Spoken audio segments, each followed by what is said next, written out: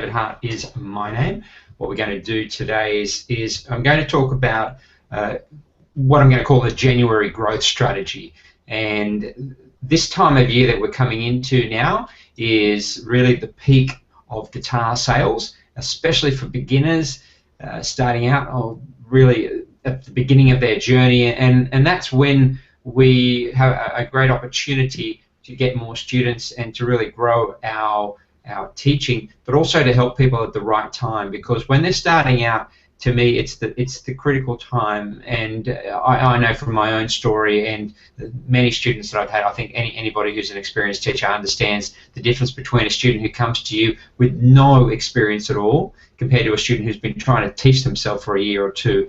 And it's a very different scenario, and often what you're trying to do with this student who's already been teaching themselves, you know, it's a bit of a mixed bag. Sometimes they've managed to work things out. They've watched some videos. I've had some friends who have given them some good tips. So sometimes it can be fine, but certainly not in my case. I started guitar when I was about 14, and I taught myself for the first 2 years. And when I went to my teacher, really had to undo all the mess that I'd made.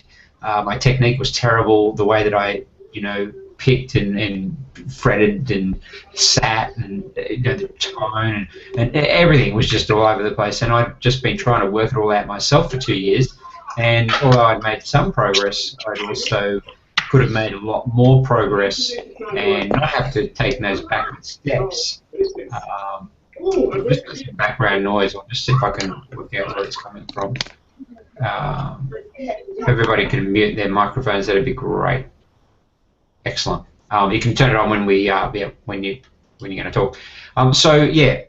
So what happens now into Christmas is that, and I've mentioned this before, sometimes in December, I was in retail originally years ago, and also with some of my own schools were combined shops and schools. So I used to speak to the reps a lot. I had quite a few friends who were reps around Sydney and Australia in the business, and December was the huge month, and there were some years where December, the whole month of December, would outsell all the other 11 months of the year. So we're talking about a huge uptake of people with new guitars. Christmas is here. They've got holidays in Australia anyway.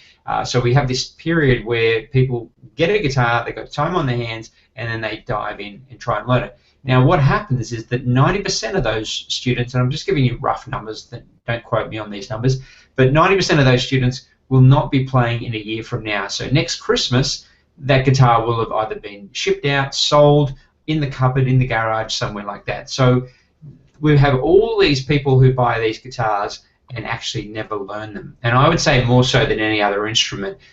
When people dive in and buy a piano, it's such an expensive instrument and such a big instrument, if you like, that it's very hard to sort of just let it sit there and not do anything about it. So people who buy pianos, there would be a higher percentage. There's still probably a high percentage of people who buy pianos and don't learn them, of course, but I don't think it would be as much as guitar. People can often write off things a lot easier, and there's a psychology behind this which I won't go into, but often the more we pay for something, the more that we value it, and the more likely we are to follow through with it.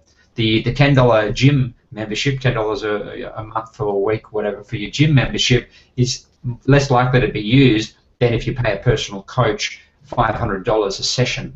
The $500 session, depending on where you value your money, of course, but for the average person, $500 a session is pretty expensive, and so you're going to make the most of it. You're going to turn up. You're not going to sleep in that morning when you know you just invested that money. So this is where we have this situation where we've got all these guys and girls picking up guitars for the first time, and what happens is most guitar teachers go to sleep in December. They actually switch off, and we have this scenario where we, as guitar teachers, we just Joachim, can you just put your mute on? Joachim? Yeah. Can you put your mute on? Thanks. So what happens is that, like I said, most guitar teachers go to sleep, and there are a couple of reasons why. And I want to explain these first because this is really important, and these have come up in our group recently. You know, some comments about people saying, "Is anyone else having a really slow November, December?" This is normal. So I just want to reassure you that you've got nothing to worry about. It's normal for it to slow down in November, December. It doesn't mean that people aren't going to want to learn guitar or don't want to learn guitar right now. They absolutely do. They're just not in a mode where they're going to sign up. What they're doing is they're thinking, I've got Christmas coming up, I've got parties to go to, I've got, I'm getting on the road and heading to the families, we've got Christmas dinner. So they're just thinking logically. They're just thinking now's not the time to start something new, especially a course, as we do, 5 weeks and then ongoing lessons.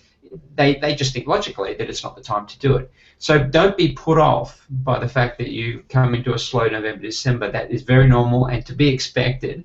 And what happens is that most guitar teachers also take holidays at this time. They say it's holiday time, it's Christmas. They're doing the same thing as their students. They're planning to go and hang out with relatives and so forth. So because you've got this double kind of effect, the effect of lots of people buying guitars, new guitars in December, and lots of guitar teachers going on holidays, switching off their marketing, switching off the usual. You've got all the retailers out there marketing to sell guitars, but you don't have the guitar teachers marketing. And to add to that, as I just mentioned, because the students are not enrolling as much, that things have gone quiet, and also they're losing students. In a lot of cases, you're going to get students who are going to say, thanks very much, it's been a great year, I've learned a lot from you, I'm going to quit my lessons now. Or they say, I'm going on holidays, we'll contact you late January when we get back. So you start to lose a few students.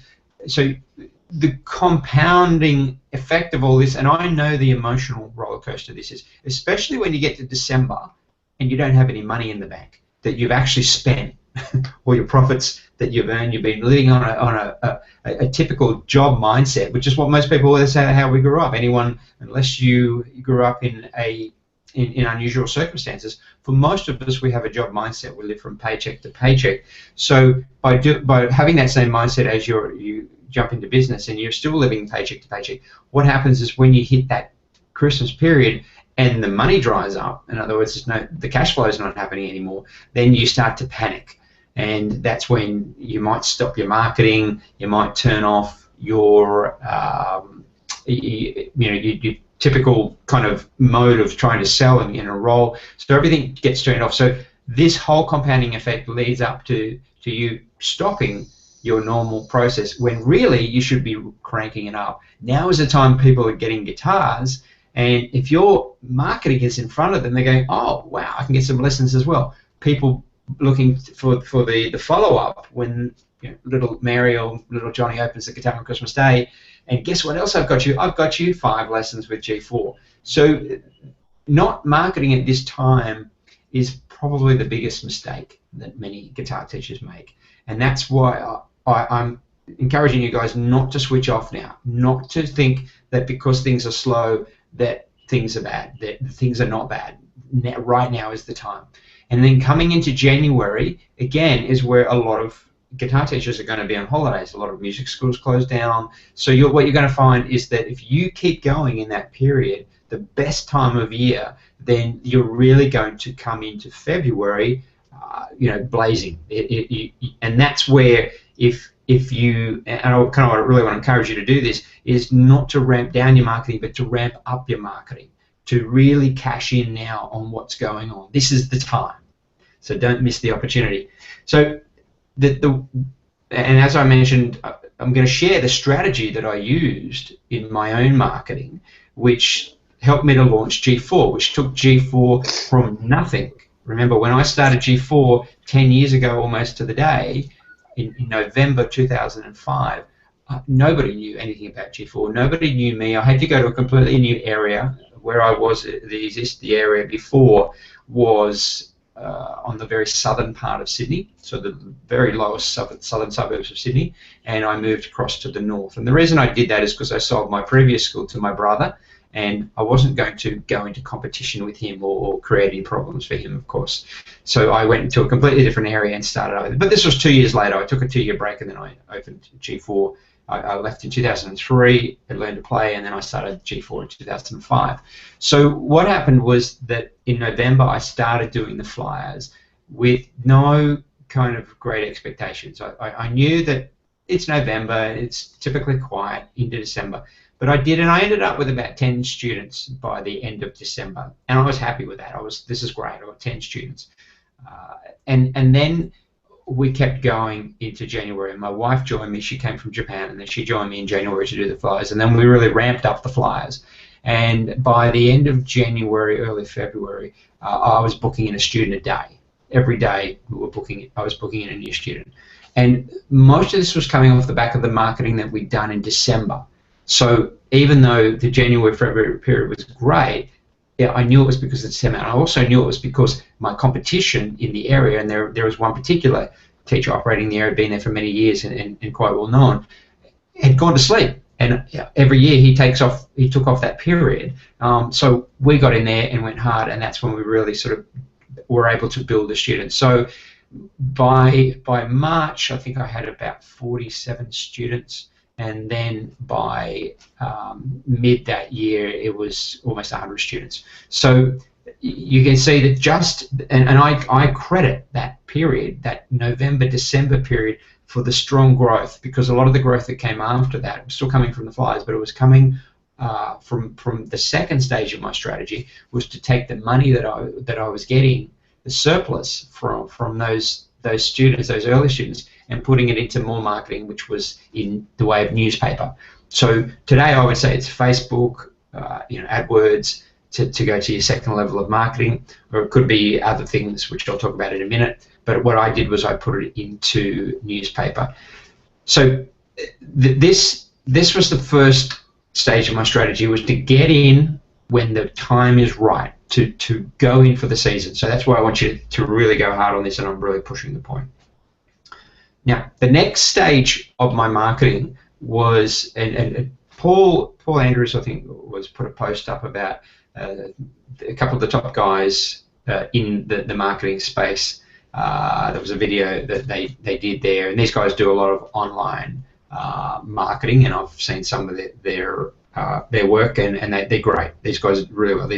They're multi-millionaires. I think they live in California, and they've made a fortune online. And so these are guys that you really want to listen to. But what they talk about, their strategy is talking about event marketing. And so they talk about how event marketing is really powerful. And I don't know if you guys watch the video, but have a look back on the Facebook stream, and you'll see it. And the idea of event marketing, as they point out in the video, is that when we do an event, it creates buzz. And if you look at lots of industries, when they release a movie, they have events. In other words, they turn up, and the actors, they even come here to Australia. These big American stars turn up on these long flights from the US just to be at a film opening, drink a couple of glasses of champagne and celebrate their movie opening. So the idea is that creating events will help to propel and publicize your business, but also creates a sense of urgency. Now's the time. When a film comes out, people are like, I saw it the day it came out. There are people who are like that. When Apple release a product, look at what Apple do. Apple have these release days. They could not do that. Microsoft didn't do that for a long time. Microsoft now are copying Apple, but Apple would build this big release date. April 5th, we're going to release the latest whatever. And they rent out this huge place in Silicon Valley and bring in an audience and get them all rah-rahed up, and they video streaming it worldwide. So they create a real excitement and a real event around the release of something. And by doing events, you don't have to necessarily release a new product every time, but by doing events, you start to create buzz. Now we can look at what Paul Andrews did with his open day, which was fantastic. I know a couple of you guys have got open days coming up as well, and so these are creating events, reasons for people to come and try out, to have a look, to test the water with you. So this is just one area that I think that's worth exploring and worth doing more. With G4, surprisingly, I didn't do any open days, but what I did do was shopping center events. And that's the next thing I want to mention as part of the strategy that I used. We went to shopping centers on quite a few occasions where we would set up a stall, and we did it with a piano school. I combined it with a piano school, and what would happen is we would just talk to people as they came past, and there were varying results on them. They don't always to give you a great result. But they always work. They're always worth it. But sometimes they're better than others. And it depends on preparation, time of year, where you're positioned in the shopping centre. All these factors come into it. But the best one we took over 100 contact details, 100 email addresses and phone numbers of people. We ended up with 30 new students enrolled. And the bottom line cost in terms of renting the space was about $500. But the money that we made back on that was probably in the vicinity of about $50,000 to $60,000. So for about a $500 investment, we got a return. Now, if you want to count wages in that, if you've got to pay someone, yeah, it's going to be more. But if it's yourself, which I recommend it be yourself, because that way you're going to be there, you're going to get a sense of what it's all about. And for the shopping centre spot that we had, it cost $1,000 to rent it, but we shared it with a piano teacher who took half the cost, so it only ended up costing us $500. We both did well. She did really well, and we did them together every time. So we both knew that it was the way to go. So if you're not getting out there into the public, in other words, events are a way to get yourself into the public eye and into the traffic. And that's where you need to be, because it's simply a numbers game. At the end of the day, everything in business and marketing is a numbers game. If you're trying to sell something that nobody wants, it's probably not a good strategy for you. But if you're selling something that you know a certain percentage of people are interested in, then it's going to work for you. So if you think about the flyers, for instance, for every 1,000, we know roughly every 1,000 flyers that we deliver, we pick up a student.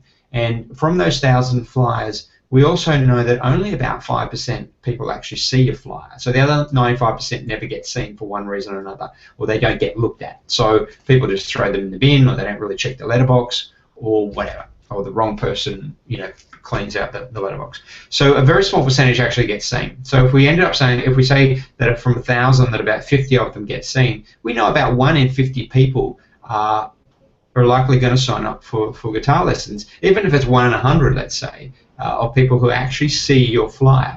So if you take that to a shopping centre and go, okay, for every 100 people who walk past, I'm going to get some details. That's about what it worked out to be. When we did the numbers, when we did the counts, we worked out that we ended up with 100 details of people, and there was probably about 10,000 people who walked past during that time that we were there. So when you look at that, all you have to do is do the numbers. Go into a shopping centre, stand there, wherever the position is going to be, ask them how much is it for the space, for how many days, stand there and do a number count for an hour or two, and just get an idea of how many people are going to walk past. And if you go, well, there's 1,000 people walk past every hour from this particular spot, they want $1,000 for the weekend, if I can get someone to share with me, and then you work out the numbers, then you can see roughly what you can expect in return. Your skill and your ability to talk to people obviously comes into it, and that's why I think it's a good idea maybe to start small and do some markets where they might charge you $100 for the spot or $50 for the spot. Just get used to being in the public eye and get used to people talking to people who are not necessarily in the same situations. When someone rings you and inquires about guitar lessons, it's a different scenario. They're actually already interested. You know that they're keen to talk to you. Whereas in a market or a shopping centre scenario, people are kind of walking past and say, "Oh, guitar lessons. Oh wow, yeah, I've got a guitar," or "My child just talked about learning guitar. Can you tell me a bit more about it?" So then it's a little bit different scenario. Or there might be some cases where your body language and the way that you present your stall is not working, so you've got to change those things a little. So that's why if you start small and do some markets first, then it's great. Another good thing you can do is get a part-time job in retail.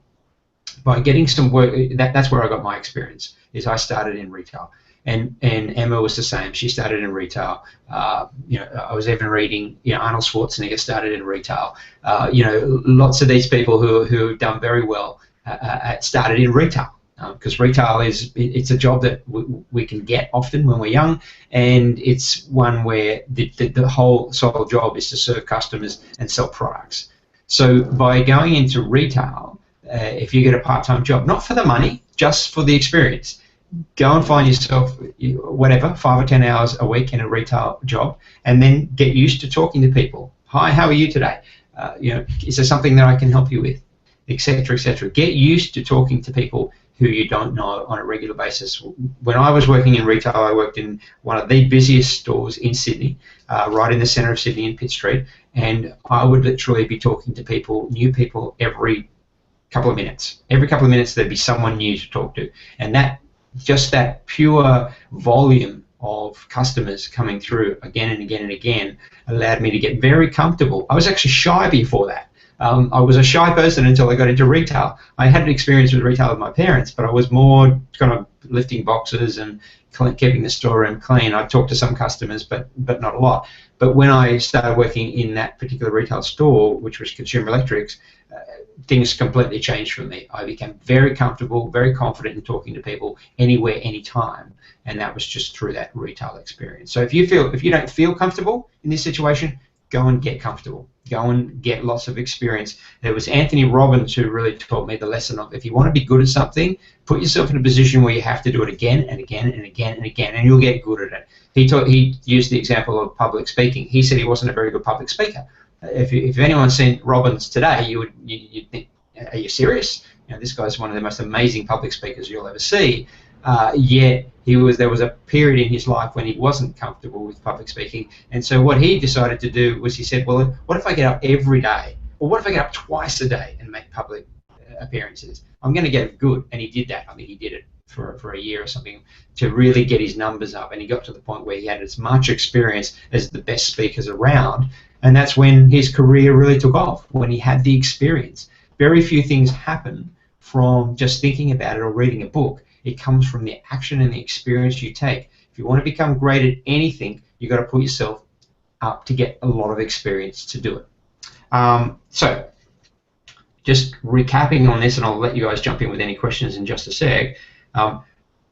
Double your efforts right now. Now is the time. Don't worry about the results. As the great coach John Wooden said, that don't worry about the scoreboard. Focus on the game. Focus on you and improving your skills.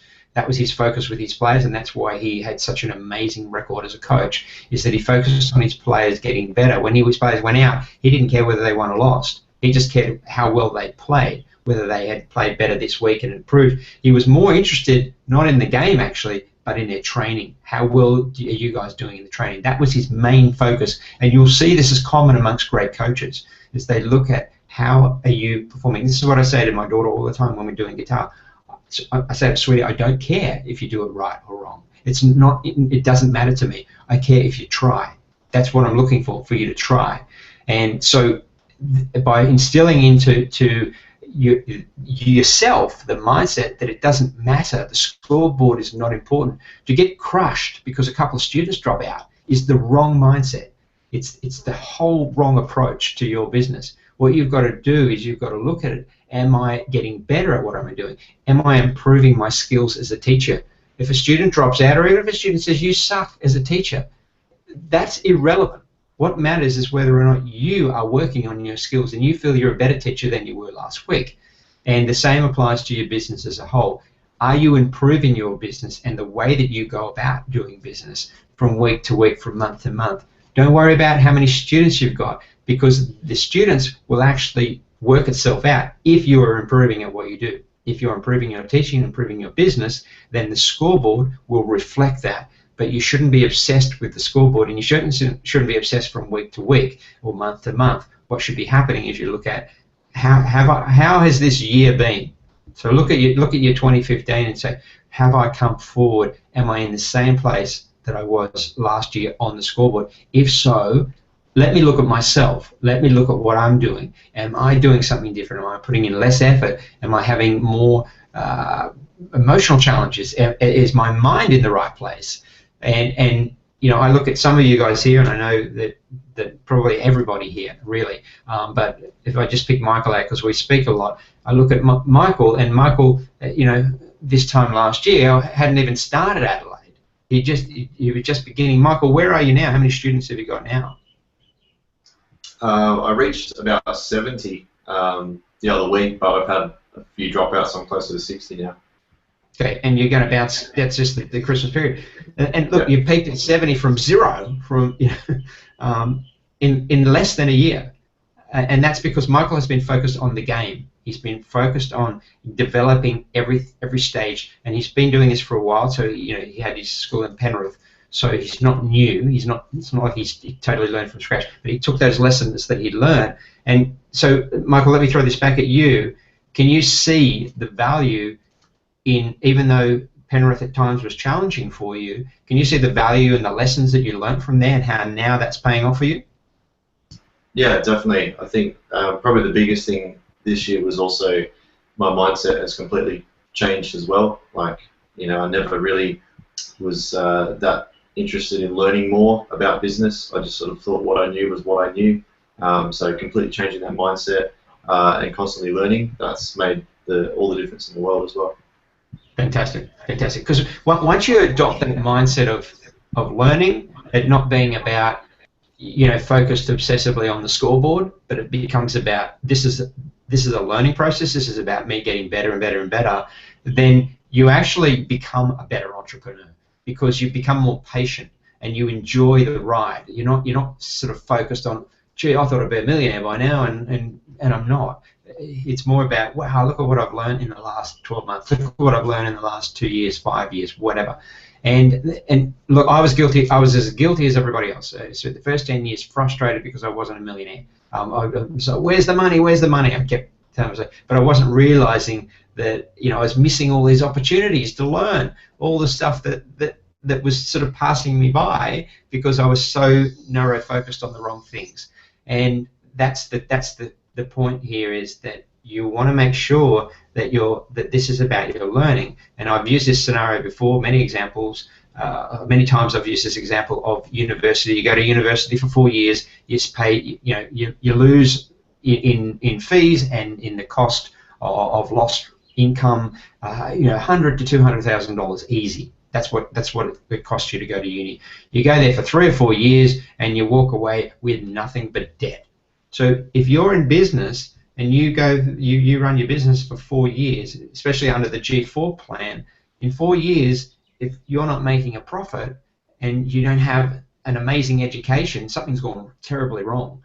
The idea is that you are learning all the time, and that it's better to be, it's better to look at it from a point of view of education than to be looking for it from the point of view of how much money have I got right now. Look at your potential to earn. Look at where you are financially. And I think one of the biggest takeaways for me, or one of the hugest benefits for me in business, and I'm so glad that I went this way in my very early 20s, was that I felt free. I now feel that I can earn money anywhere. I don't feel that I'm ever going to be stuck, short of a serious accident. I feel like I've got those entrepreneurial skills to go anywhere, anytime, and with the internet, it's even better. There's so many ways to make money on the internet. It's just ridiculous. So to me, there's the abundance of money available to you and opportunities available. It's not a matter of is there enough money. It's a matter of which one do I want to do.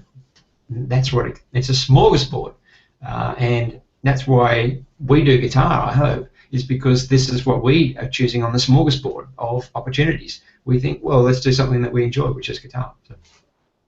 So the next part of this, which I'll just add to, it'll only take 2 minutes, is getting referrals. And I think it's an area that some of you do well and some of you perhaps not so well. And getting referrals is really the end game, in my opinion, to your marketing, sales and marketing strategy. And because when you're getting referrals, it means your business is ready. It's ready to be referred. It means that people are ready to talk about you and tell other people. You think about restaurants you go to. I know that most restaurants I go to, I don't tell friends to go there. And they're not good enough. They're not remarkable enough for me to say, wow, you've got to go to this place. The food is just amazing. The service is just incredible. There's just not, it just doesn't happen. Most restaurants just don't live up to that expectation. So, but when you do find that restaurant, you can't tell enough people. You run around everywhere and tell everybody. So the same thing as with your school is that there's a point where people will start talking about you, but you want to also put into place the the tools, if you like, to make it easy.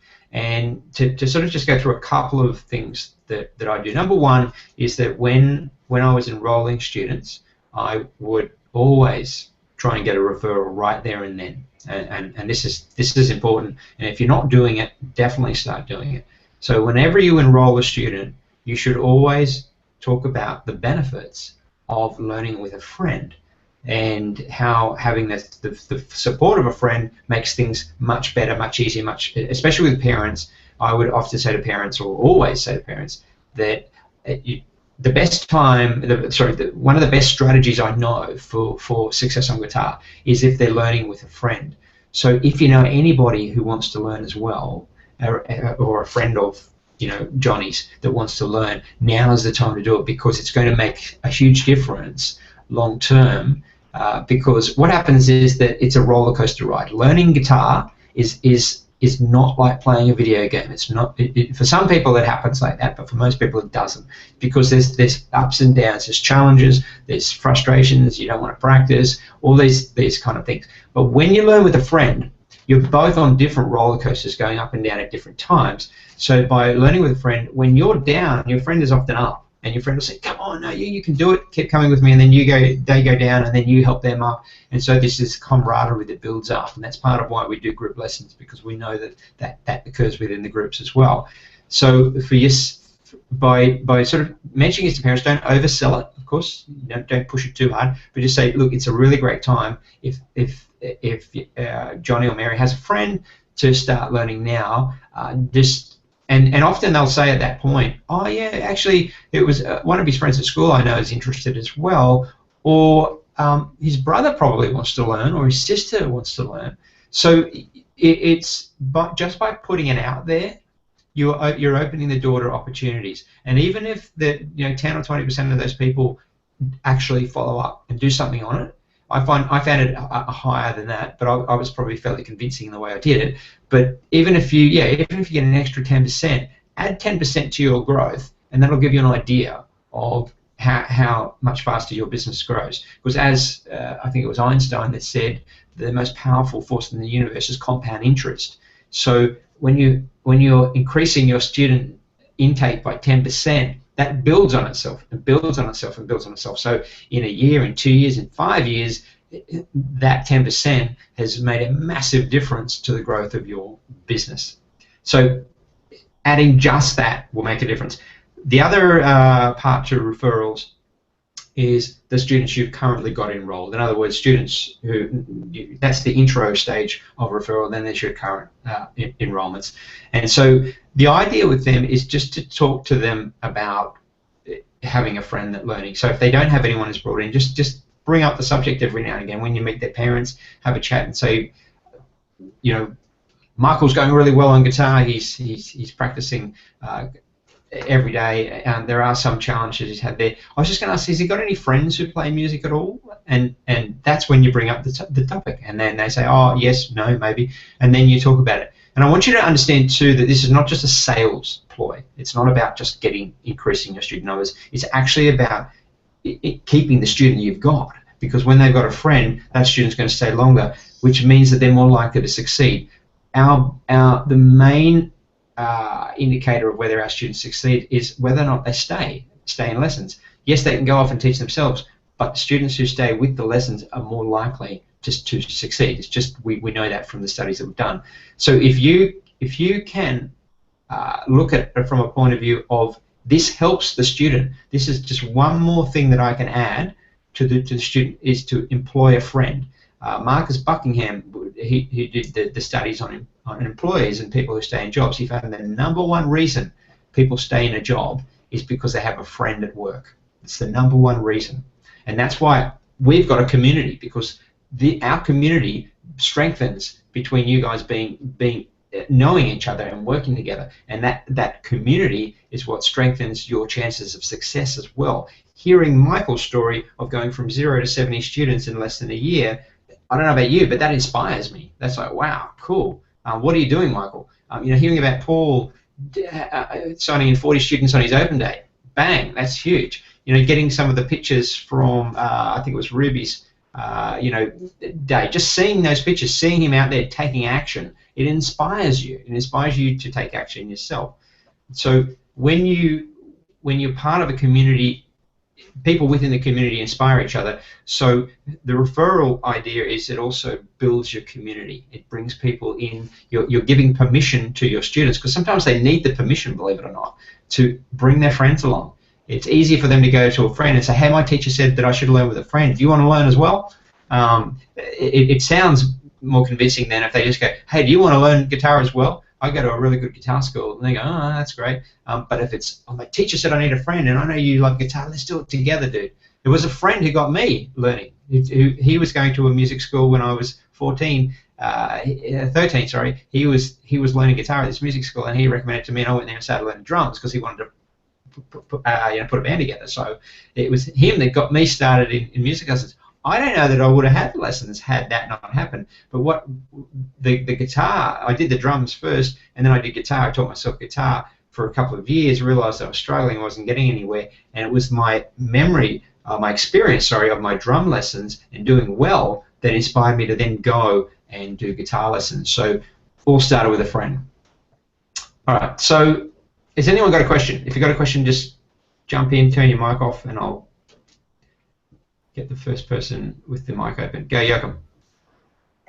Yeah. So with the shopping center, what would you put up for like signs and stuff?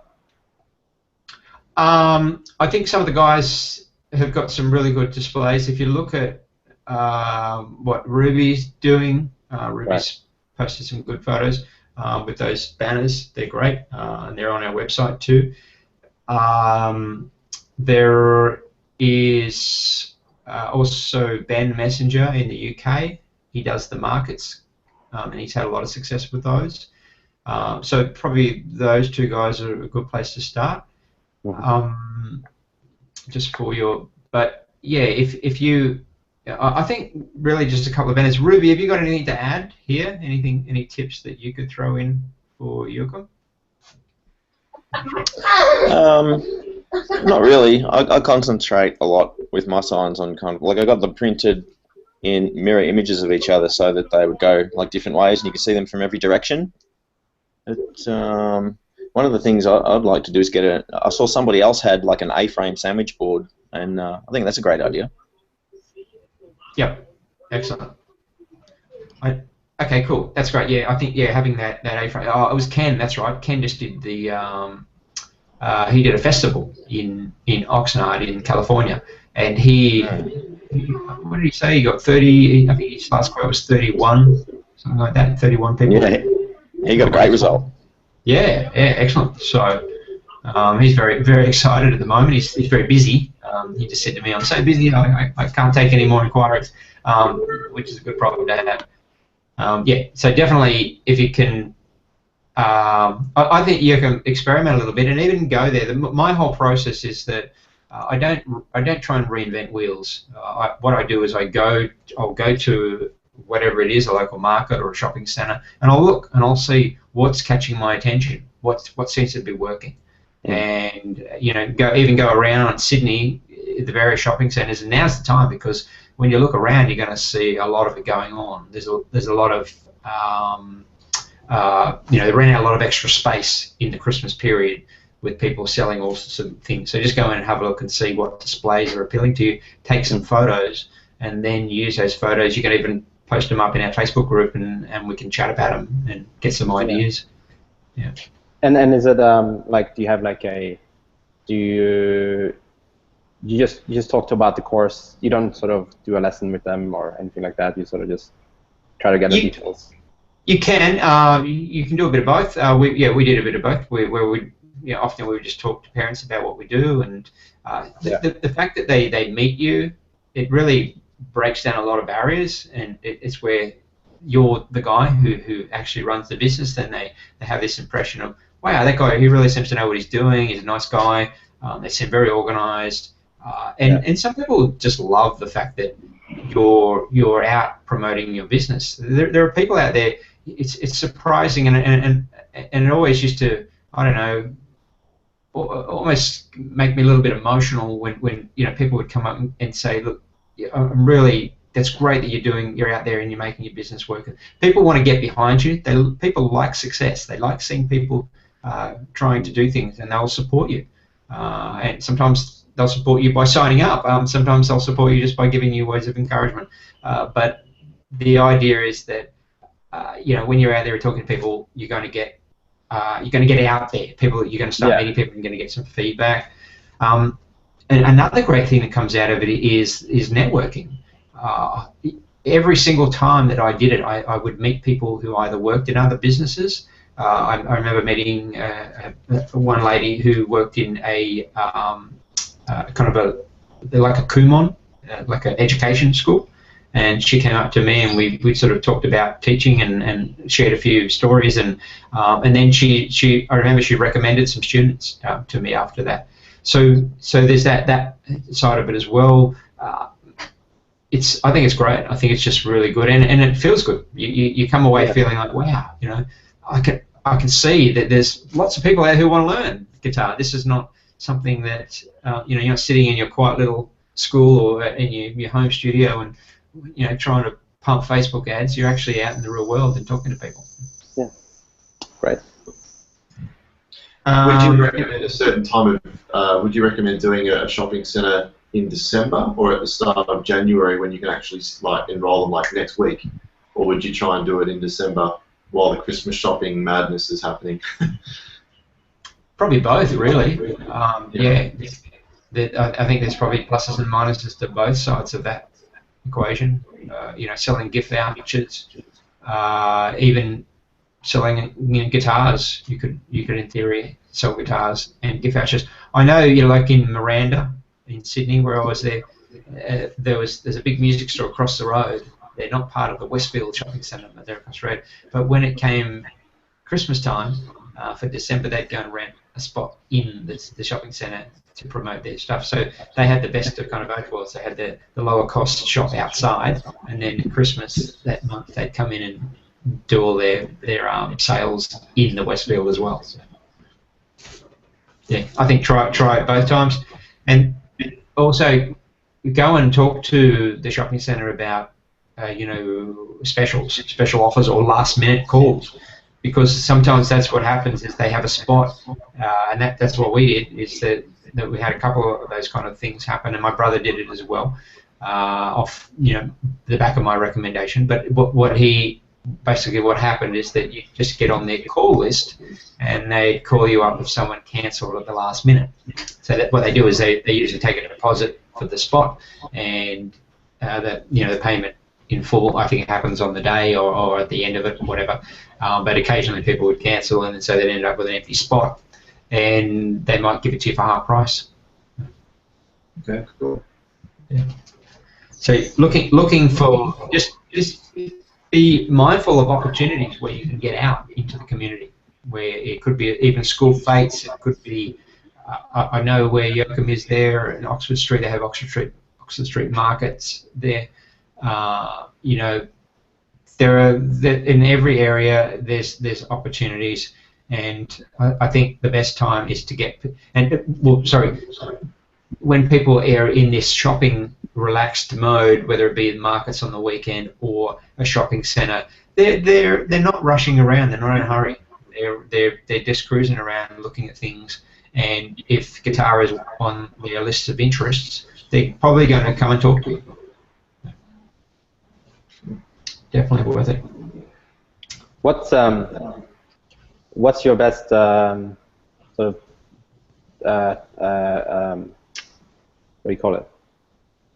When you try to get people interested, do you say something like, do you want to learn guitar, or do you give sort of a something you tell them so that they come over? Yep. What I would do is that sometimes the two different kind of scenarios, I guess. One is where I would hold the guitar, and the other where I wouldn't have the guitar. So if holding the guitar, I might be playing something, messing around. If I catch someone's eye, or I can see that they're a little bit interested, then I might say something like, "Do you play guitar?" Just ask a question. Do you play? And you know, a lot of time, of course, they're going to say, oh, no. Have you ever played guitar? Have you ever tried? Oh, no. And then you sort of take it from there. But don't be pushy with that. Just sort of get a feel for them. The whole strategy is not to be overbearing, because we all know what it's like when you walk through a shopping centre and you can see those kind of aggressive people, and you sort of do your best to go around them and you know, avoid them and avoid any eye contact with them as possible, especially when it's got some you know, sign up here for an American Express card or something. You kind of run for the hills. But so what you want to do is use props. In other words, create a bit of a display. If you can have a couple of guitars there, if you can have an electric guitar there, you know, something that looks nice and that gets the eye, especially for kids. I think, and I didn't do this, but I think in hindsight, what would be a great thing to do would be to have some effects pedals, have an electric guitar plugged in, have some headphones, and you know, have a couple of stations where the kids can sit down and get on the effects and just play and listen to all the different sounds. I think they'd be lining up. Seriously, I think you'd be fighting them off to get a spot, and that's what you want. You want something that's going to bring them in, so they all want to get on there and have a go.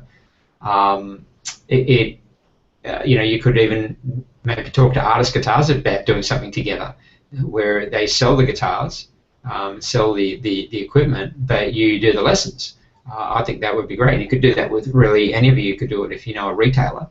Go to the retailer and say, how about we do a combined situation, you know? That way it's manned by two of you, somebody that they can supply all the gear and the gimmicks, and to get people in, they can sell all the gear and you sell the lessons. Sorry, the other thing is, if you don't have you know, anything, and you don't have all of that, really the only other thing I would say is just make sure you look like you're working there. So that's sometimes one of the biggest killers. Wear a t-shirt, you know, obviously a G4 Guitar t-shirt. Just have a presence that, you know, you're the guy to talk to about what you've got. Yeah, cool. Anyone else got any questions on that? We can move on to other topics now. Just wanted to make sure that. Yep, Shane. Yeah. So just on that, with what Jacob was saying about how do you get their attention, I found that there's two different factors. So the first one was the parents, that they will linger. They will kind of look at your flyers. I've got a little flyer stand made from Perspex that's got the flyer in it, and they'll kind of linger, and then that's my opening. Or the other thing is, when kids walk past and have a look, I'll ask the kids a question, and then the kids will pull the parents over naturally. So that really worked for me, because I kind of went, hi, do you like music? Do you like Frozen? All that kind of pop culture stuff. Really push it with the kid, and then the parent will go, oh, actually, you know, soccer's just finished up, so maybe we can have a look into it. And then that's when I say, can I get your contact details? I'd love to send you some stuff through an email if you like. I know you're in a rush. And that's how I kind of sell it. Great. Perfect. Yeah, that's perfect. Yeah, definitely take notes there from Shane, because that's especially the part about the kids. If you can draw the kids in, the parents will follow. You know, and especially if it's something good. I find most parents they look at learning something. They like the idea of their child learning something, and if their child has an interest in learning music, you know, you have a few things around about the benefits of learning music for children as well. Maybe have a poster, and that way they've got other information you can refer to. It also keeps top of mind for you. What you want to do is have points around that helps to keep you on track about what to talk about and about how to sort of sell the points. The selling process is no different to the phone. It'll actually be easier, because people are in person. It's always easier to sell to someone in person than it is to sell on the phone, because people will look at you, look at your body language, and they'll judge whether or not you're someone who they feel they can trust or would be a good role model. Now, one of the things about children is that if you can create good rapport with a child, then the parent is automatically interested, because parents naturally seek out good teachers and good role models for their children. So if they can see that you're that kind of person, that you're a good role model and you're a good teacher, then they will become interested very quickly. All right. Hi, David. Yes, Fernando. Can you hear me? Hey, how you going? I can hear you. Good, good. Yeah, it's a quick question, more of a logistical question. How many people did you have in the stand, or the other guys that have done it? How many people, and which ways did you sort of manage the process of contacting people? And then was there someone else taking the details? Did you do enrollings right there and then?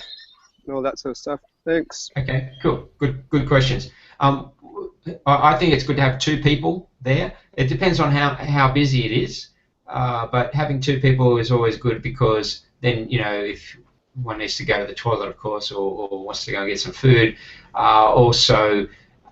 just, you know, you get one person come up. It seems that the normal thing that happens, and I think it's a human behavior, is that one person walks up to you, other people start walking up. So it'll be dead, there'll be nobody there, and then as soon as you talk to one person, it seems that somebody else wants to come up as well. It's like they're kind of waiting for somebody else to make the first move. So I think it works really well with 2 people, and that's where if you could partner with someone as well, and that's what I did with the piano teacher. Sometimes we had 3 or 4 people there manning it, but because there were always 2 of us there, then we would help each other. Someone would walk up and they'd be interested in piano, so the piano teacher would start talking to them, and then another person comes up and they're interested in piano, so I would talk to them. I wouldn't go into much detail about it, but I'd just simply say, I'm the guitar teacher, blah, blah, blah. So is it your daughter who wants to learn piano? And just go through the normal scenario with them, just to keep them there and to sort of give them a little bit of information, but at worst, to sort of say, look, it looks like she's going to be a little bit busy now because she's enrolling this particular person. Do you want me to take your details? If you're going to be in the shopping centre for a while, what I can do is she can send you a text as soon as she's ready and come back. So that's another thing you could do if you are by yourself, is have a text call thing. So if you're busy and you just say to someone, just very quickly, if you just put your number there, I can send you a message when I'm ready. I'll probably be another 5 or 10 minutes yet, and that way they can have a bit of a look around in the shopping centre or do whatever they have to do and come back a bit later. A lot of people will say, oh no, I'll come back later, but at least if you've got that option. Sorry, what was the second part of your question there, Fernando? Hello? Oh, Fernando, are you there? Might have dropped out. Yeah, sorry, I'm actually out and about doing flyers, so. Yeah. Sure. Yeah, no, the second one was did you enroll people right there and then, or just taking details? Yes. So it was a little bit harder then than it is now, but we would take either cash or credit card. We actually had the old, manual machines, so we would take credit card. But sometimes that a little bit later, we were taking people's credit card numbers, so we were processing it back in the shop when we got back at the school. And so in most cases I tried to get the payment there and then, and that pretty well became standard for the way I operated anyways. I got payments up front, and that's something that was easier to do when you're in a shopping centre. There's just a natural level of trust there because you're supposed to be a reputable operator. And that's how they view it. They view you as you're in the shopping centre. You're part of, you're being endorsed by the shopping centre. Therefore, you must be a legitimate business, and so they're more likely to pull out their credit card and pay for it there and then. I always think it's better to get the commitment there and then. Once people are paid, they're committed, and then you can move forward on the lessons. So that's pretty well. These days, it's easy with PayPal here. I think most of you guys can get those little PayPal here units and just take one along with you, and bang bang, you pay, and you can have a whole starter kit ready for them and give them that and say, here you go, you can take this with you, bring it to your first lesson. Sound good? Cool. Yeah. Excellent. Thanks. No worries. Has anybody else got any other questions? It can be on any other topic. It doesn't necessarily have to be this topic. But if anyone else has, still got a few minutes if you want to. No, all good. Okay, so I've got. Sorry. Yeah, I've got go. one. Just regarding PayPal, actually. So this year, I've just noticed it's probably an Adelaide thing. Adelaide's a little bit behind on a lot of things. and there seems to be a lot more resistance, I've noticed, to PayPal.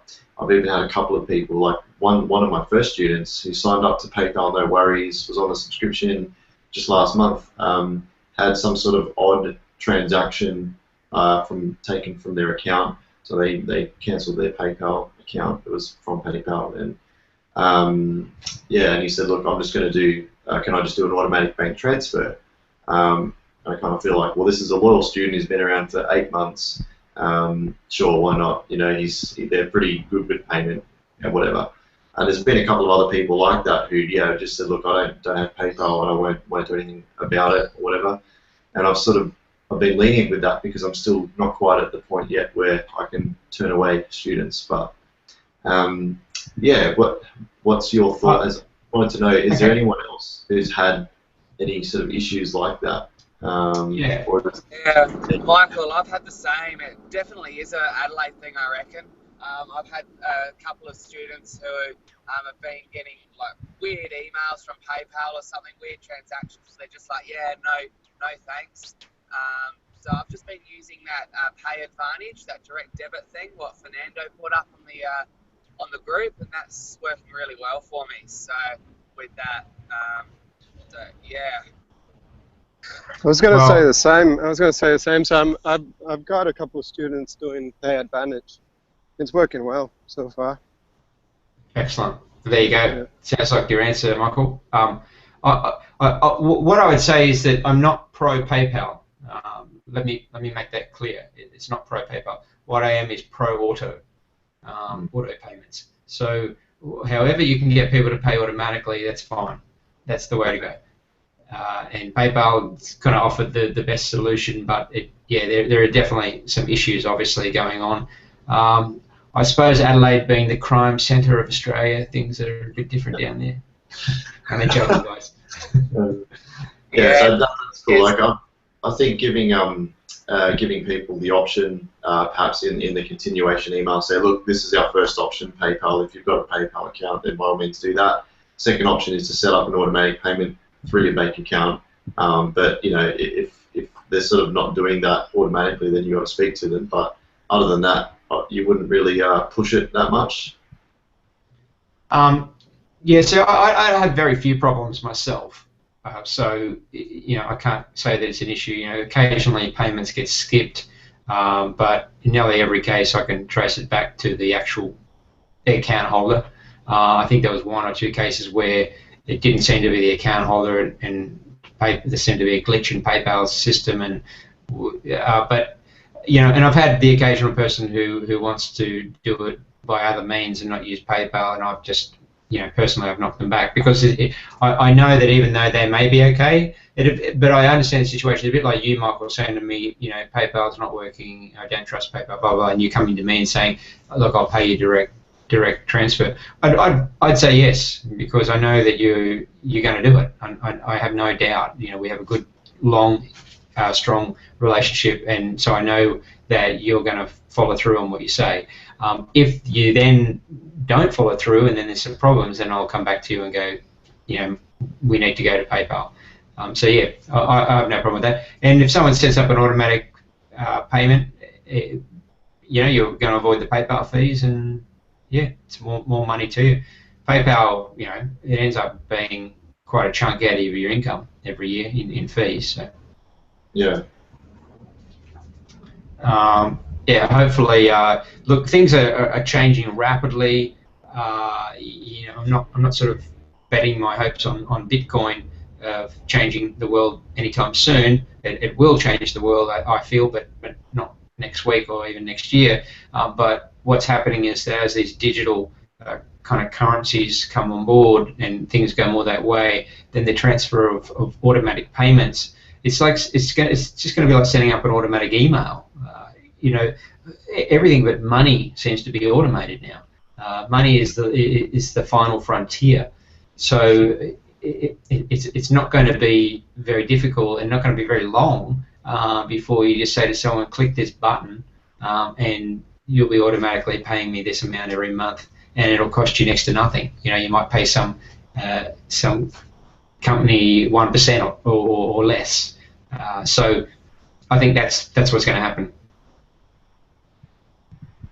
All right. So yeah, maybe just follow what the other guys are doing for now, Michael, and make the exceptions where you can, and hopefully that'll solve your problem for the most part. Yeah.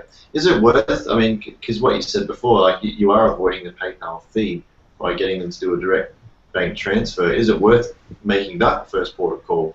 Saying, look, if you can set up a bank-to-bank transfer, and they do that, and it works. Well, obviously, if you have to chase them up, then you'd say, look, I need to get you onto PayAdvantage or PayPal or something. But is it worth trying that in the first place? Yeah, to save a bit of money. Yeah, I mean, from my point of view, and this is me personally, and that's why you need to work it out for yourself. For me personally, I guess one of the things I like about PayPal is that I get notified if someone cancels or a payment gets missed. Whereas you still got to reconcile your accounts, of course, anyway. But it could be a month later before you realise. Yeah. Whereas with PayPal, you get it automatically. And this is what needs to happen. We need these systems in place where automatically we get alarm bells when a payment hasn't come through. Is that the same for PayAdvantage, Fernando, Jonathan? Do they send you an email for every transaction or skipped payments or anything? Yeah, I get an email for every transaction that goes through, but you don't. Well, I don't know if it's in the case with Fernando, but I don't get told who the transaction is. You physically need to log in to the PayAdvantage account to see who it was, who successfully transferred or whatnot. So. What, Jonathan? More along the lines of what if they cancel their transaction, their automatic transaction? They can't cancel their automatic transaction. You have to physically cancel it. So right. with PayAdvantage, they've got no control really. They just need to make sure the money's in their account. They get I can't remember what the fee is if they don't have the sufficient funds in their account, but that'll get charged to them, and I think it's less fees than PayPal. I think so.